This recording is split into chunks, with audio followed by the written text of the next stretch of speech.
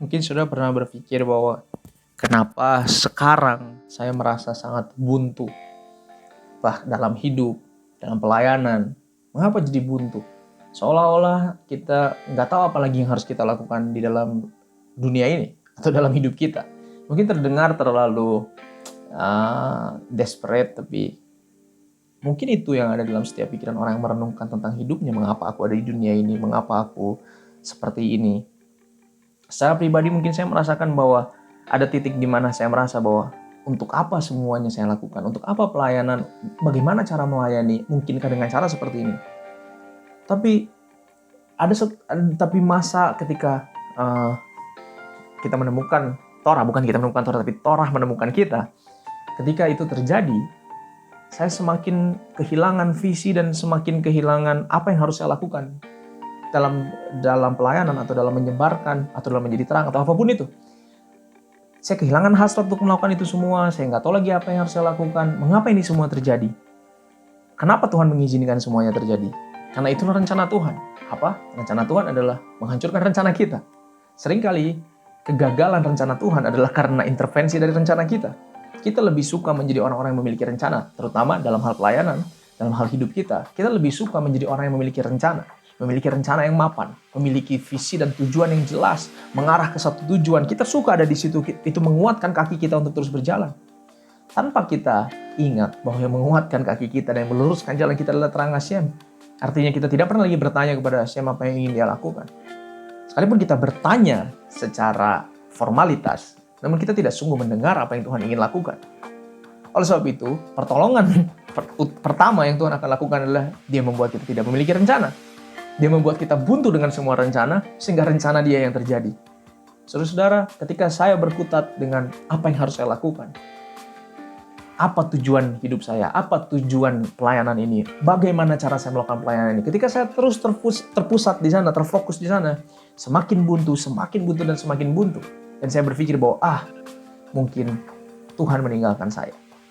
Tapi di situ saya tapi justru jawabannya kebalikannya.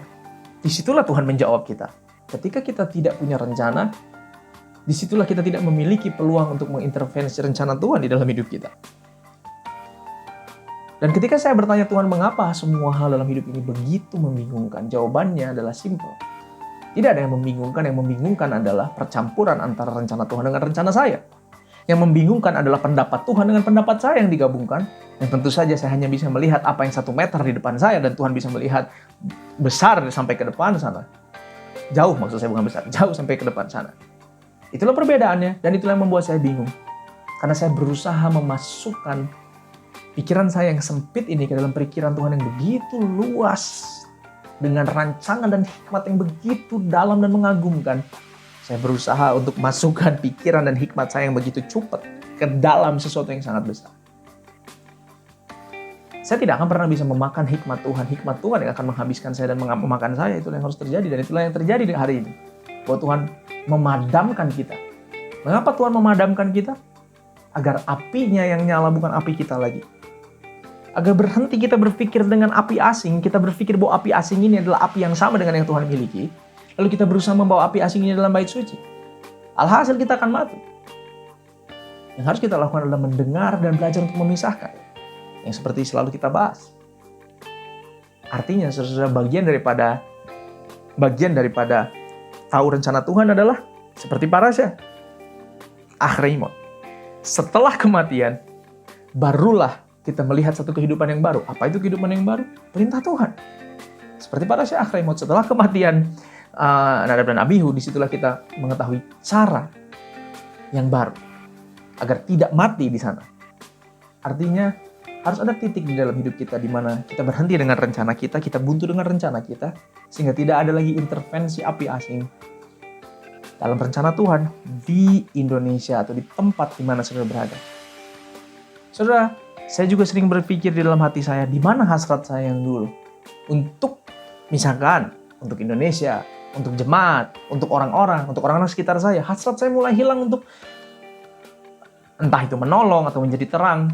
Hasrat saya sudah hilang. Dan saya berpikir, mengapa hasrat saya hilang? Karena itu hasrat saya. Itu bukan hasrat Tuhan. Saya bekerja dalam pelayanan ini, saya bergerak dalam pelayanan ini berdasarkan hasrat saya, bukan hasrat Tuhan. Tentunya Tuhan perlu memadamkan hal tersebut karena hasrat saya hanyalah hasrat manusia. Tetapi hasrat Tuhan besar dan kasih-Nya tidak terbendung oleh kasih kita. Disitulah saya memahami bahwa memang saya tidak perlu punya hasrat. Yang saya perlu adalah saya harus menangkap hasratnya Tuhan. Oleh sebab itu Tuhan sekali lagi, Tuhan menghancurkan hasrat tersebut. Saudara-saudara semua, menghancurkan vessel atau menghancurkan kita sebagai vesselnya, dihancurkan.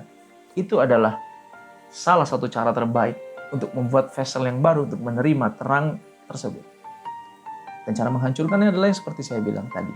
Seringkali kita berpikir, mengapa saya di tempat ini? Rasanya kita kehilangan visi, kita kehilangan harapan, kita kehilangan tujuan, kita kehilangan hasrat untuk mencintai sesama kita. Tapi ternyata kehilangan rasa itu adalah karena kita harus kehilangan rasa itu karena kita bukan harus berjalan dengan rasa tersebut, namun kita harus berjalan berdasarkan api Tuhan. Berdasarkan cinta yang Tuhan miliki, bukan cinta yang kita miliki. Oleh sebab itu, saudara, biarkanlah Tuhan menghancurkan visi kita. Biarkanlah Tuhan menghancurkan rencana hidup kita. Mungkin ini terdengar seperti sesuatu yang kontroversial, membiarkan Tuhan menghancurkan itu semua, membiarkan Tuhan menghancurkan kasih kita yang palsu. Biarkanlah Tuhan menghancurkan itu semua, agar lahir kasih yang murni, visi yang murni yang daripada Tuhan. Sehingga kita tidak berusaha lagi memasukkan rencana kita ke dalam rencana Tuhan yang begitu besar. Tapi biarkan rencana Tuhan yang terjadi dalam hidup kita. Bapak Ibu Saudara, jangan biarkan hidup kita berlalu hanya seperti hari ini saja. Ada sesuatu yang baru yang harus kita lakukan hari ini. Bukan baru, sebetulnya itu sudah ada sejak dulu. Namun kita mungkin selama ini menutup telinga kita terhadap kebenaran tersebut. Dan hari ini pada kenyataannya, siapapun saudara-saudara semua, tua ataupun muda, kita semua dipanggil untuk menjadi terang. Tapi nomor satu, biarkanlah Tuhan menghancurkan vessel tersebut. Biarkan Tuhan menghancurkan pikiran kita, visi kita, keinginan kita, hasrat kita. Sehingga hanya hasrat Tuhanlah yang kita miliki. Kita tidak perlu ingin melayani Tuhan. Kita tidak perlu merasa perlu menolong orang lain. Tidak perlu merasa. Itu memang tugas kita. Kita tidak perlu merasa. Artinya saudara-saudara, meskipun saudara merasa tidak ingin, meskipun Tuhan membuat saudara seolah-olah merasa tidak ingin menolong orang lain, tapi ketahuilah bahwa untuk itulah saudara ada. Sekalipun saudara tidak ingin. Karena Tuhan memanggil kita untuk menjadi alatnya. Mari saudara-saudara semua, meskipun tanpa keinginan, tapi marilah, tanpa kerinduan dan hasrat manusia maksud saya, tapi marilah kita biarkan diri kita dihancurkan oleh Tuhan dalam tanda kutip. Sehingga kita bisa menerima terang tersebut. Sehingga kita bukan lagi melayani karena kita ingin. Tapi kita melayani karena itulah siapa kita. Kita menjadi terang bukan karena kita pengen menjadi terang, rindu menjadi terang. Tapi kita menjadi terang karena itulah siapa kita, diciptakan oleh Tuhan. Mari kita semua bangkit, kita ikat pinggang kita. Dan kita mulai melangkah. Dalam penghancuran vessel yang Tuhan sedang buat dalam hidup saudara masing-masing. Tetap semangat, khazak, juga tetap memiliki iman, dan tentunya biar Tuhan kiranya Hashem memberkati saudara-saudara semua dengan sukacita, dengan damai sejahtera, dengan kebahagiaan, dengan kenikmatan di dalam Hashem, dan sungguh biar hanya Hashem yang menjadi pusat dari segala hidup kita. Terpujilah namanya selama-lamanya.